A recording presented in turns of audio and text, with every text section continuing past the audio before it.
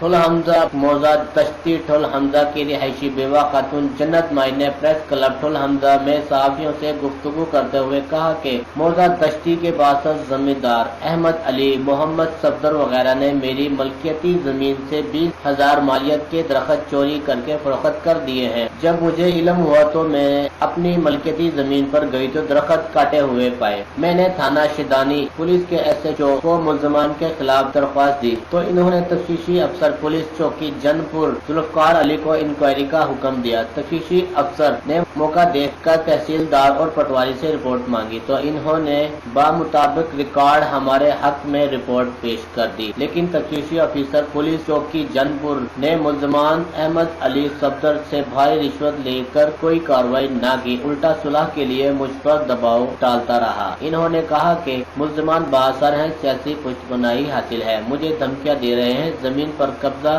کرنا چاہتے ہیں۔ میری زمین 20 لاکھ روپے کی ہے، قیمتی درخت بھی چوری کاٹ لیے ہیں اور مارنے کی دھمکیاں دے رہے ہیں۔ میں ایک بیوہ عورت ہوں، 3 ماہ سے انصاف کے لیے در بدر ٹھوکریں کھا رہی ہوں۔ رپورٹ میرے حق میں آنے کے باوجود بھی پولیس کارروائی نہیں کر رہی۔ انہوں نے وزیر اعلیٰ Punjab Usman Buzdar, IG Punjab, RPO Bahawalpur, DPO Rahimia Khan, SDPO لیاقت پور ملزمان کے خلاف کارروائی کرتے ہوئے میری حق رسی کرائی جائے۔ کیمرہ مین ٹیم کے ہمراہ محمد شفیق، راز نیوز ٹھل حمزہ۔